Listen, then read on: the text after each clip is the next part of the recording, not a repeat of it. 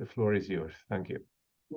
Thank you, Chair, and a warm hello to all my co-panelists, all the participants physically present here, and all the participants who have joined us online. My colleagues on the dais have explained the SEP provisions, uh, but they won't apply in case a treaty is there between the uh, two countries involved. So, what is the alternative? Alternative is obviously to have a treaty provision. And there are two alternatives before us. Either we have amount A under Pillar 1 or we have Article 12B under the UN model. Dr. Derje LMIU in the pre-lunch session has very appropriately said that to build a house, one needs one own pillar. Quite clearly, Pillar 1 is not our own pillar. So, is Article 12B our pillar? I would tend to believe so. So, if that being the case, why, since Article 12B has been in the UN model since 21, why is it that developing countries have not initiated, or maybe some would have, pardon me for my ignorance, they have not widespreadly started discussions on Article 12B? So, this is the right time to have discussions on Article 12B. You are all experts, more learned than me, but it's time we go through the finer nuances of Article 12B again. And to remind ourselves that if amount A is failing, whether we can have Article 12B. So, the prominent features of Article 12B are that they allow source based taxation, which is obviously the need of the hour to tax the digital economy where there is no physical presence. The distinguishing feature between Article 12B and Amount A is that they share the entire tax, the entire share of profits, not only the residual profits. This gives more revenue to developing countries. Additional feature is that they are very administratively easier to implement. And this is what developing countries really need, rather than a complex instrument as Amount A. There are two features or ways in which Article 12B can be applied. One is the gross method, which is similar to the DSTs. And if the taxpayer chooses, then he can opt for the net method as well. Article 12B applies on automated digital services where there is minimal human intervention, and para 6 of Article 12B clearly defines the ADA services that are included therein, and they are online advertising services, supply of user data, so on and so forth. The gross method is applied under para 2 of Article 12B, and though it has been left up to the two negotiating countries to decide the rate of taxation, but the commentary advises that it should be reasonably provided at 3 to 4%. Unlike Amount A, Article 12B does not have any threshold, but at the same time, for easier administratability, the commentary also states that the two countries involved can keep a threshold as well while negotiating Article 12B in a particular tax treaty. Para 3 gives an option to tax the revenues arising from ADS on net basis and provides scenarios where segmental accounts are maintained or not maintained.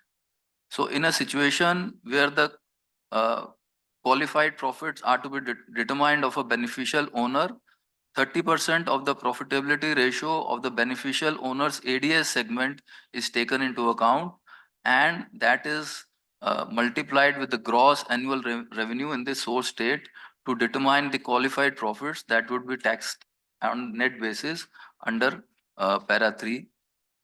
And if accounts are not maintained, then the overall profitability of the beneficial owner is taken into account. Whereas if the qualified profits of a beneficial owner belong to an M&E group and the segmental accounts are maintained, then in that case, 30% ratio remains constant throughout, and profitability ratio of the M&E group's ADS segment is taken into account. Whereas if the uh, books of or the segmental accounts are not maintained, then in that case the M&A group's overall profitability is taken into account. Here care is has been specifically provided in the UN model that higher of the two ratios are to apply. For example, if M&A group's profitability ratio is higher than the beneficial owner's profitability ratio, then the former will apply so as to prevent any instance of profit shifting within the group. The objective of para 3 on net basis taxation is twofold. First of all, if para 3 net basis taxation yields lower tax liability than para 2, then taxpayer has the option to opt for para 3. Or if the global business of the operator is in a loss situation, then in that case as well, it can opt for para 3 net basis of taxation. It also the provisions also provide that if the segmental profitability ratio is not available, then in that case para 3 will not apply and para 2, that is gross basis taxation, will necessarily apply. And in situations where, for instance, gross basis taxation has been done and ultimately the taxpayer wants to be taxed at net basis, then in that case, credit of gross based taxation will also be provided. So the gross annual revenue based on which the source state will tax will be the sum total of all the payments underlying from the ADS arising in the contracting state during the year. And that would, the qualified profits that would be derived at would then be taxed at the rate of whatever the corporate rate of tax is there in the source state. The situations of double or excessive taxation are avoided by applying Article 23, which is the which can either be the credit or the exemption method. Another distinguishing feature of Article 12B is that it does not apply any curbs on DSTs, much unlike Amount A. And Article 12B can also apply to individuals, but the commentary also provides that an alternative to this can also be agreed to by the two competent authorities during bilateral negotiations. And in situations where provisions of royalties and FTS directly apply, in those cases, Article 12B will not apply. And a state will be entitled to tax payments for ADS if the payment is being made from that particular state or by a non-resident with a PE or a fixed base in that state. Much criticism of Article 12B has come from the fact that it cannot be speedily implemented and it is to be negotiated bilaterally. But the UN Committee of Tax Experts is presently working on a multilateral instrument that will enable speedier implementation of Article 12B into the tax treaties. And it is now up to the developing countries to wholeheartedly support the endeavors of the UN Committee of Tax Experts and see that Article 12B is duly incorporated and implemented through the MSN. With this, I would like to conclude my presentation on Article 12B. Thank you.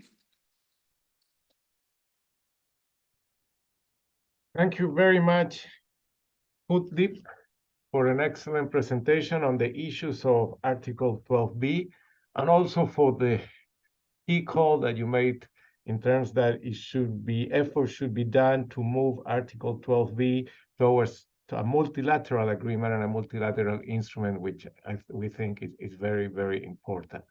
So thank you very much. Well, now I open the floor